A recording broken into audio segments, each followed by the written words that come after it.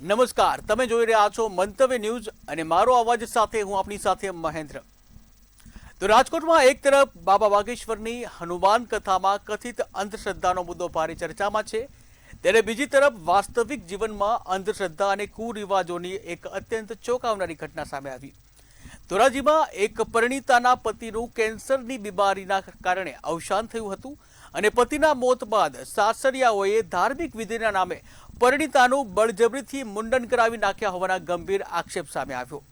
ત્યારે અંધશ્રદ્ધાની પરાકાષ્ઠા અહીં જ ન અટકી. સાસરિયાઓએ પરિણીતાને આપચુકનિયાળ ગણાવી અને તેના 2 માસૂમ સંતાનો સાથે ઘરમાંથી બહાર કાઢી મૂકી. આ અમાનવીય વર્તનને કારણે પીડિત મહિલાને હાલ પોતાના પિતાના ઘરે આશરો લેવા મજબૂર બનવું પડ્યું છે. ત્યારે મહિલાએ આ સમગ્ર મામલે ધોરાજી પોલીસ સ્ટેશનમાં પોતાની સાસુ, સસરા અને નણંદ સામે ગુનો દાખલ કરાવ્યો છે. ત્યારે પોલીસ હવે આ મામલે કાયદેસરની તપાસ ચલાવી રહી છે. ત્યારે સવાલ એ છે કે આખરે ક્યારે અટકશે આ અંધશ્રદ્ધાનો સિલસિલો. ત્યારે આજે આ જ મુદ્દે જનતાના મંતવ્યો જાણવા છે અને શરૂઆત કરવી છે સુરતથી. તો આવો જાણીએ સુરતની જનતાના મંતવ્યો શું છે. હાલ રાજકોટમાં બાગેશ્વર બાવાની કથાને ચર્ચા અંધશ્રદ્ધામાં ચાલતી હતી ને બીજી કિસ્સા એક સામે આવ્યું છે ધોરાજીમાંથી. ખાસ કરીને વાત કરીએ જે એક પરિણીતીને પતિ છે જે કેન્સરથી મોત થયું, પણ એના સસરા પક્ષને લોકો એને વિધિને નામે મહિલાને સરમુંડન કરાવીને છોકરાઓ સાથે ઘરથી બહાર કાઢી મૂકાશે. એ મહિલા હાલ એના પિતાને ત્યાં શરણ લીધી છે. આપણી જોડે એડવોકેટ છે, કાયદાકીય એમની જોડે વાત કરશું.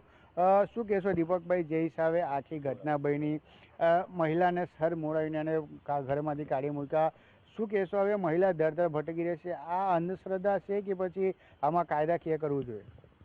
જી, હું આપની વાત સાથે પૂર્ણ સહમત છું, કારણ કે અંધશ્રદ્ધા છે અને અંધશ્રદ્ધાથી લોકોએ બહાર નીકળવું જોઈએ. દરેક જે ઘટના ઘટતી હોય એ દરેક વ્યક્તિ સાથે કોઈક ને કોઈક ઘટના ઘટતી હોય એ એના પોતાના કર્મોનું ફળ હોય.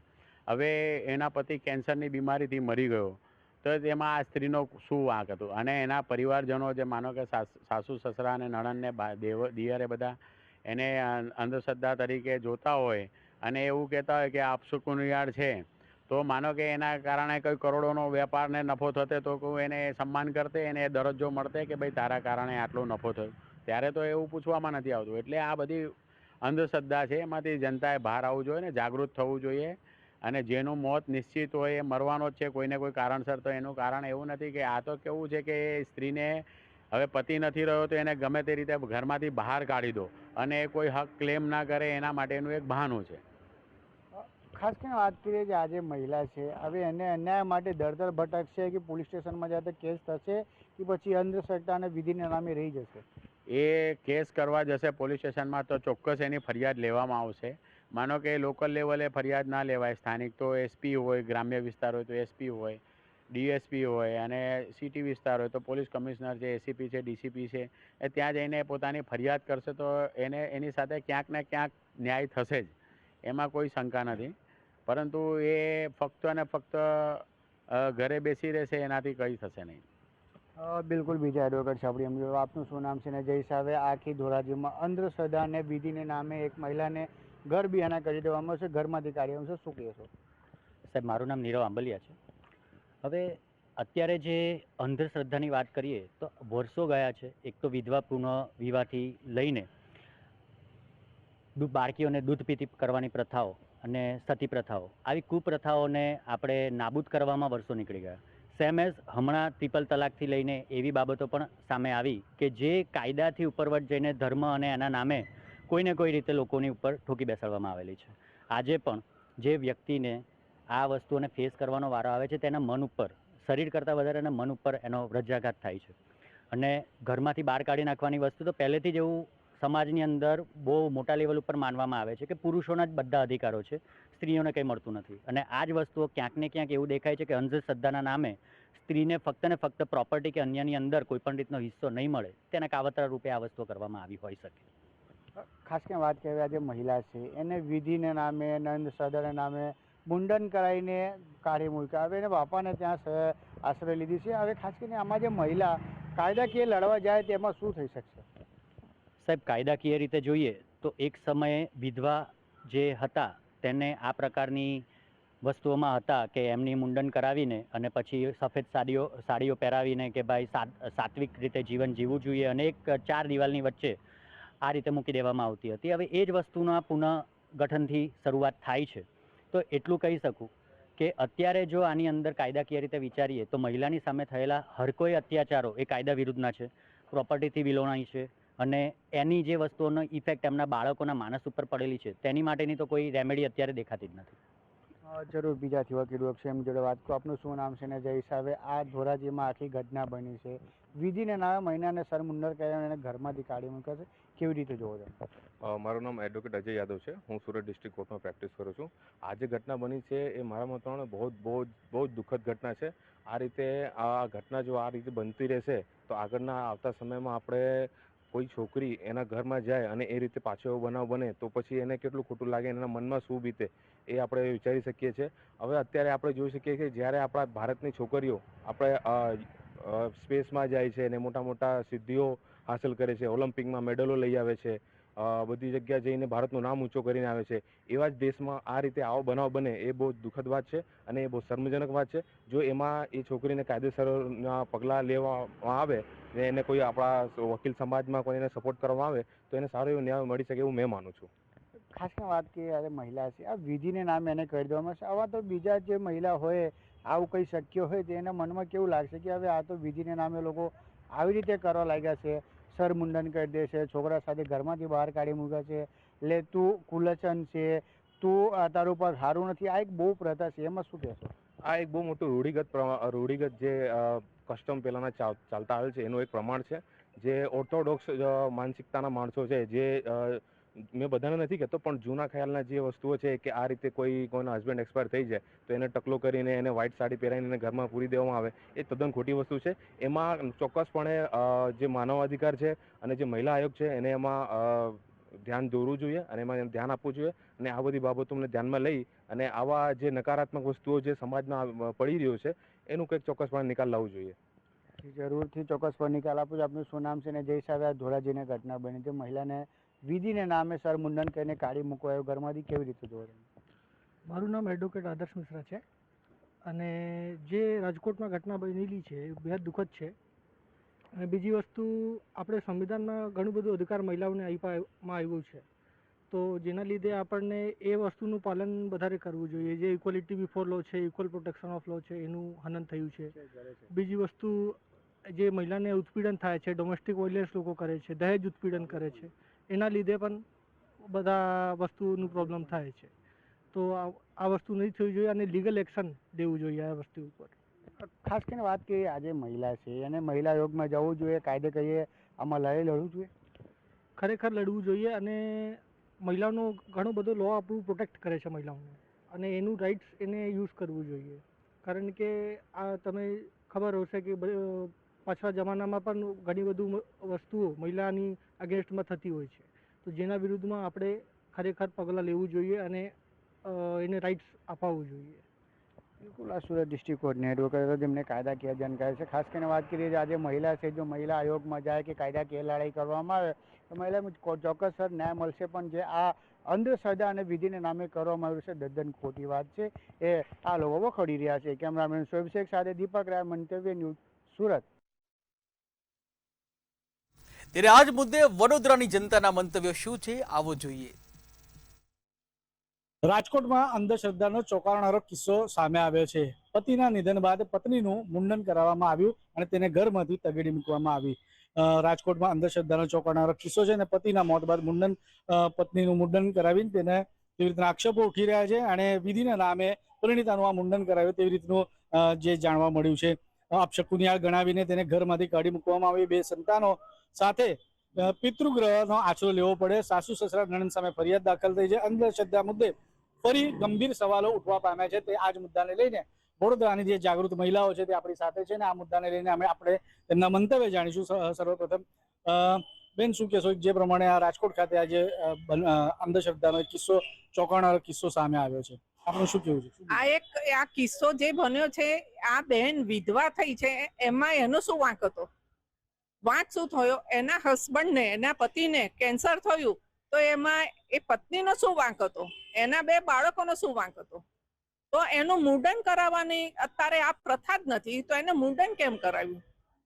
આ મુંડન કરાવવાની પાછળ એનું કારણ શું, એનો હેતુ શું? શું એના આત્માને શાંતિ મળશે? ના. અત્યારનો જમાનો એવો છે કે પતિ મરી જાય છે તો લોકો ચાંદલો રાખે છે, નાકમાં ચૂની રાખે છે, ગળામાં મંગળસૂત્ર પહેરી રાખે છે ને સિંદૂર પૂરે છે.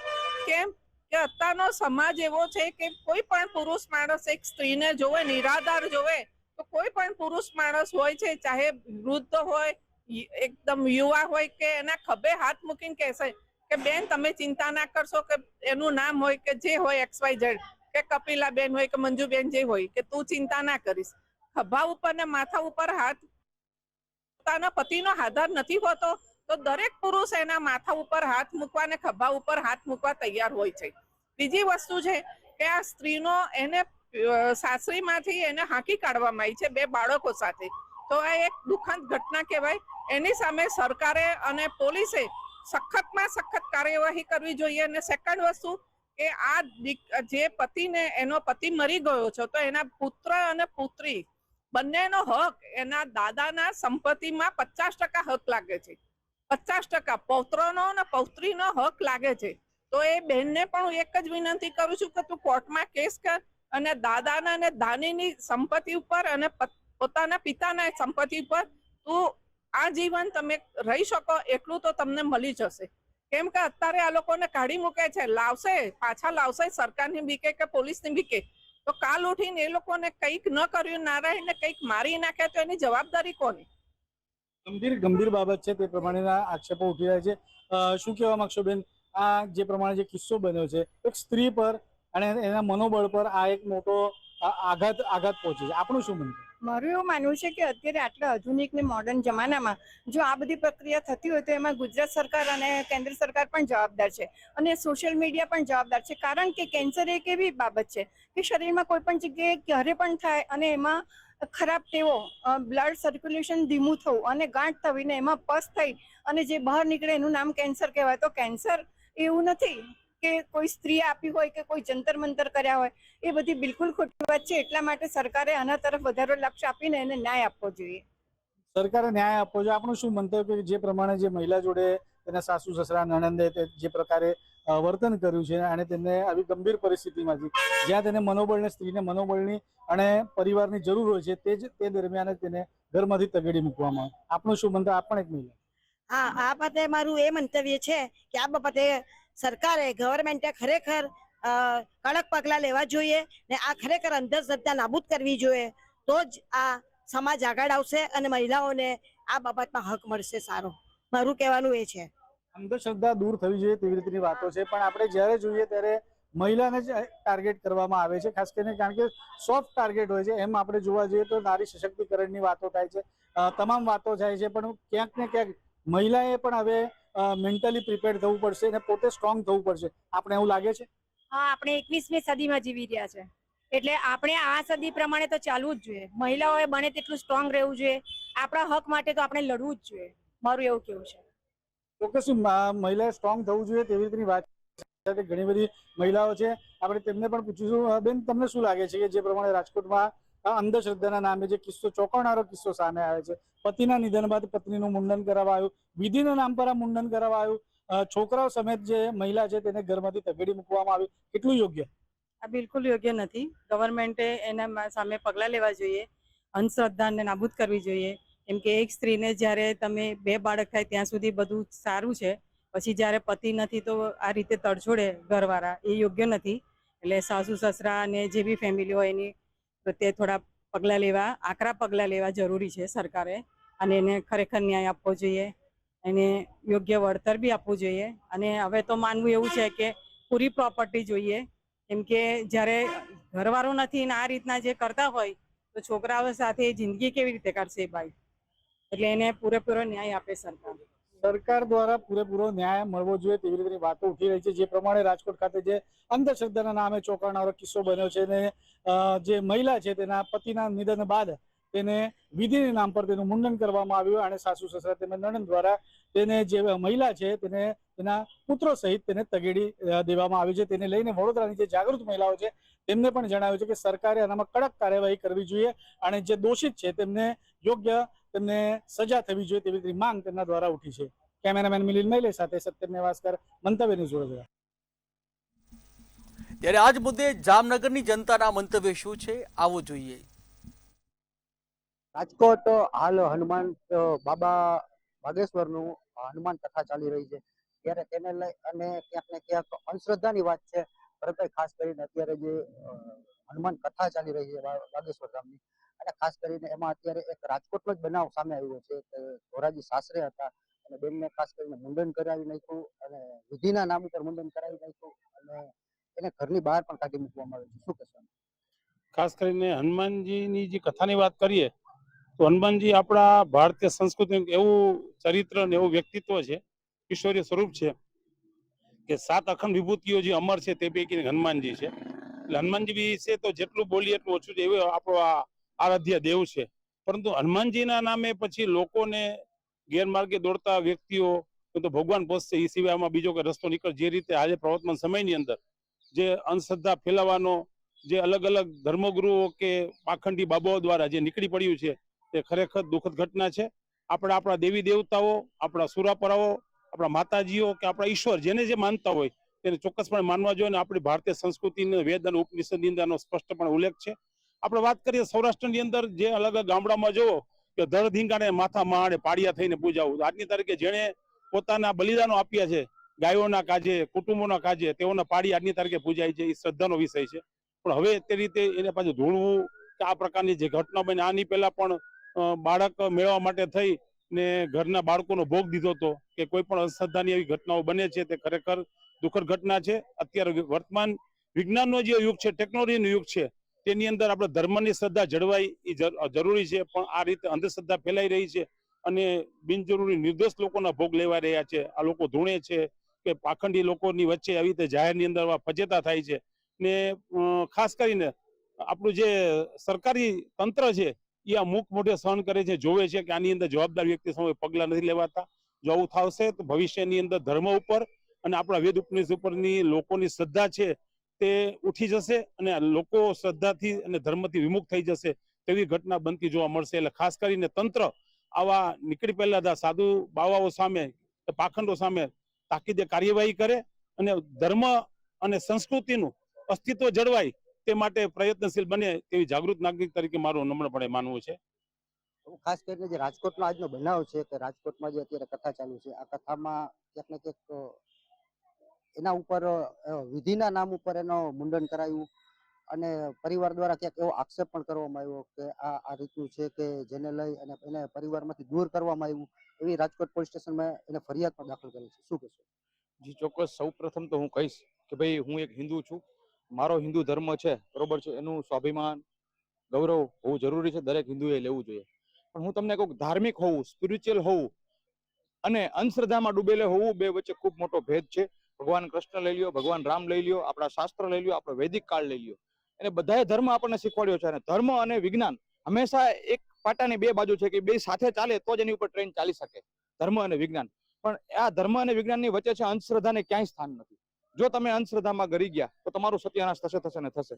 અને ખૂબ સરસ ગીતાજીમાં ને બધે સારા આપણા શાસ્ત્રોમાં કીધેલું છે કે જયારે કળિયુગનો પ્રભાવ વધે ને ત્યારે ધર્મનો ઉપયોગ કરી પાખંડી લોકો છે એ પૂજાવા લાગશે અને પાખંડ કરી અને ધર્મના નામે લોકોને ઠગશે. અને આ કાર્ય ક્યાંક થઈ રહ્યું છે. એટલે આપણે એવું કહી શકીએ કે ભાઈ કળિયુગનો પ્રભાવ વધી ગયો છે. તો મારા તમામ હિન્દુ ભાઈઓ બહેનોને હું બે હાથ જોડીને વિનંતી કરું છું કે કળિયુગનો પ્રભાવ વધી ગયો હોય ત્યારે આપણે સૌએ ખૂબ સાવચેતીપૂર્વક સાચા અને પવિત્ર ધાર્મિક બનવાનું છે. આવા પાખંડી અને અંધશ્રદ્ધાવાન બનવાનું નથી. પાખંડમાં અને અંધશ્રદ્ધાની અંદર આપણો પરિવાર આખો નેસ્ત નાબૂદ થઈ જાય, બરોબર છે. તમે દાખલા જોયા છે કે મોટા બાબાઓ મોટા આશ્રમ ખોલી અને રાજકારણીઓ સાથે સાંઠગાંઠ મળી આવા બાબાઓ અને રાજકારણીઓ ધર્મનો નાશ કરી, ધર્મને આડી રીતે ઉપયોગ કરી અને પબ્લિકને ચૂસવાનું, પબ્લિકનું શોષણ કરવાનું જે કામ કરી રહ્યા છે, આ એકદમ ધર્મની વિરુદ્ધનું કામ છે. અને આપણને લોકોને કહેવામાં આવે છે કે વિધર્મી. મને તમે બતાવો કે આપણા ધર્મ ઉપર, આપણા હિન્દુ ધર્મ ઉપર, આપણી હિન્દુ ધર્મની લાગણીઓ ઉપર છેલ્લા 25-50 વર્ષમાં કયા વિધર્મીઓએ આક્રમણ કર્યું? આ તો બધું આપણા પાખંડીઓ છે એ જ આપણી ઉપર આક્રમણ કરી રહ્યા છે. તો સાચા આપણા ધર્મને, આપણી શ્રદ્ધાને કોણ ખતમ કરી રહ્યું છે? આ જાગવું પડશે, વિચારવું પડશે. અને આવા પાખંડીઓને મેથી પાક, એટલે હું કોઈ એવું નથી કહેતો કાયદો હાથમાં લેવાની વાત, પણ આપણને જે લોકશાહી ઢબે બરોબર છે, આપણી ધાર્મિક ઢબે જે મેથી પાક આ લોકોને ચખાડવાનો થાય એ મેથી પાક ચખાડો અને જાકારો આપો. તમે ઓળખો સાચા સાધુ સંતો છે, પૂજનીય છે, એવા પૂજનીય ગુરુ સાધુ સંતોને તમે પૂજો, વંદન કરો. હું એમાં સહમત છું. હું પણ ગુરુમાં શ્રદ્ધા ધરાવું છું. મેં પણ ગુરુ ધારણ કરેલા છે, પણ એ ગુરુ એવા હોવા જોઈએ કે એનું ચારિત્ર્ય એવું હોવું જોઈએ કે એનામાંથી આપણે કંઈક શીખી શકીએ, એને આપણે અનુસરી શકીએ. આવા પાખંડીને આપણા ગુરુ કહી શકીએ?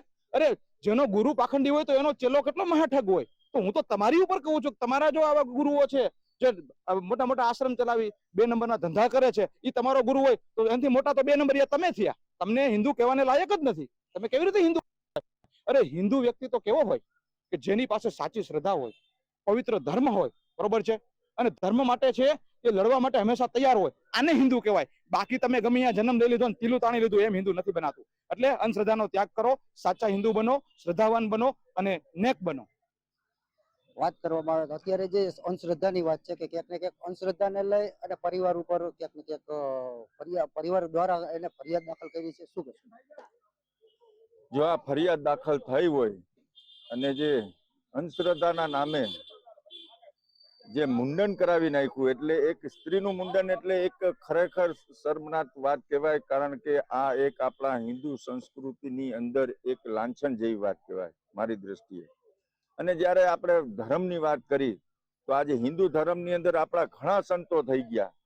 જે સંતો રહ્યા એને કોઈ દિવસ આપણે એવું નથી કોઈને શીખડાવ્યું કે તમારે ધૂણવાનું કે તમારે આ રીતના તપસ્યા કરવાની કે તમારે આટલા ઉપવાસ રહેવાના. એ કોઈ પણ સંતોના ઇતિહાસ ચેક કરી લ્યો ભૂતકાળની અંદર અત્યાર સુધીના.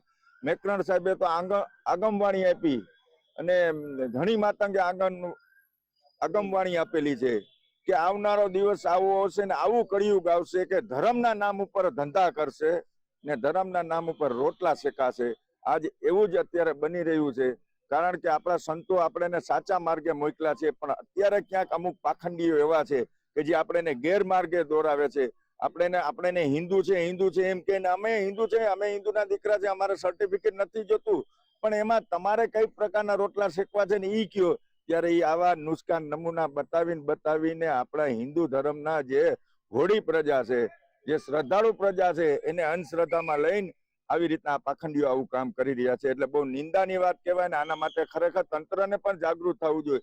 જેમ કે રામ રહીમ થી માંડીને કંઈક એવા છે જે આસારામ જેવા એવાઓને જેલમાં પકડી નાખી દીધા ને એવી રીતના આવાઓને પણ પકડી નાખી દે તો આવનારા દિવસોની અંદર બીજા કોઈ પાખંડી પેદા ના થાય. વાત રાજકોટની છે કે રાજકોટમાં અત્યારે હનુમાન કથા ચાલુ છે. એમાં અત્યારે જે બનાવ બન્યો કે જેમાં શ્રદ્ધાના નામ અંધશ્રદ્ધા ફેલાવી કે વિધિના નામ ઉપર મુંડન કરાવ્યું અને આ મુંડન પછી પરિવાર દ્વારા એનો ત્યાગ કરવામાં આવ્યો 2 બાળકો સાથે. શું રાજકોટની અંદરમાં જે કથા ચાલુ છે અને એની અંદરમાં જો આવી ઘટના બની હોય તો ખૂબ નિંદનીય કહેવાય. હું આ વસ્તુથી પરિચિત નથી, પણ જો આવી ઘટના બની હોય તો ખૂબ ગંભીર બાબત કહેવાય. આવું ન થવું જોઈએ. પણ ઘરની અંદરમાં જે માનસિક ત્રાસ છે કે શારીરિક ત્રાસ આપવો દીકરીને, કયા પ્રકારનો ત્રાસ છે, કયા પ્રકારની હિંસા થઈ છે, આ બધું કાયદાની પોલીસની તપાસનો વિષય છે.